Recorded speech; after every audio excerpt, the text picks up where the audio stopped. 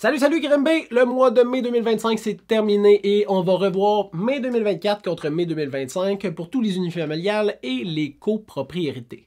On va voir 5 statistiques différentes et je vais te donner 2 conseils. Donc si tu es un acheteur ou si tu es un vendeur, tu pars pas les mains vides à la fin de la vidéo, je te le garantis.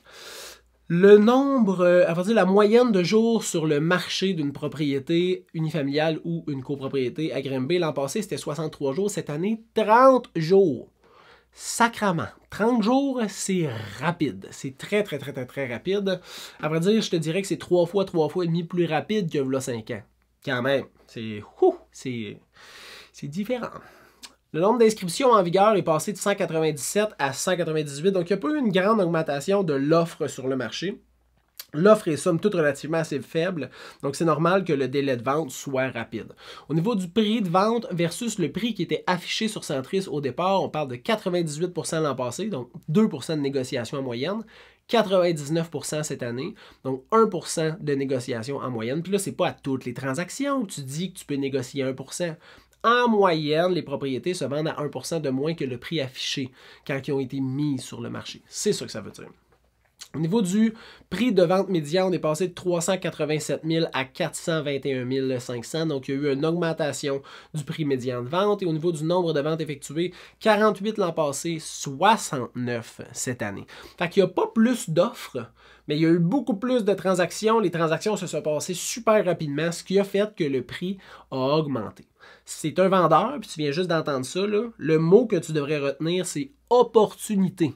C'est ta chance de mettre sur le marché. Tu ne peux pas mettre n'importe quoi, n'importe comment, n'importe quel prix. Fait prends-toi un expert qui va être capable de t'aider. By the way, tu peux m'appeler 819-412-4840. Mais sinon, fais les bonnes étapes. Une bonne préparation de ton dossier de vente, une bonne mise en marché, puis une bonne gestion des visites et des visiteurs. C'est sûr que présentement, tu risques de réussir au-delà de tes attentes ton projet immobilier. Si tu es un acheteur, prépare-toi. Si tu veux faire ça tout seul, tant mieux. Trouve les informations statistiques, prépare-toi avec un courtier hypothécaire, prépare une lettre de présentation, mais sinon, prépare-toi juste en prenant un bon courtier immobilier qui comprend ton besoin, avec lequel tu peux avoir une communication facile et transparente. Je te dis, ça va changer la game.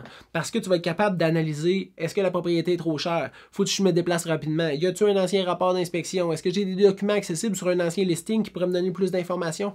Une foule de conseils et d'outils d'analyse qui vont être donnés totalement gratuitement par ton courtier. Fait que je te le conseille, mais prépare-toi.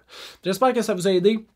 Si vous avez des questions, vous pouvez aller au serviceimmobilier.ca puis poser vos questions ou nous écrire directement ou même prendre rendez-vous pour l'évaluation de votre propriété. Ça va nous faire plaisir de vous aider. Je vous souhaite une bonne fin de journée. Bye bye.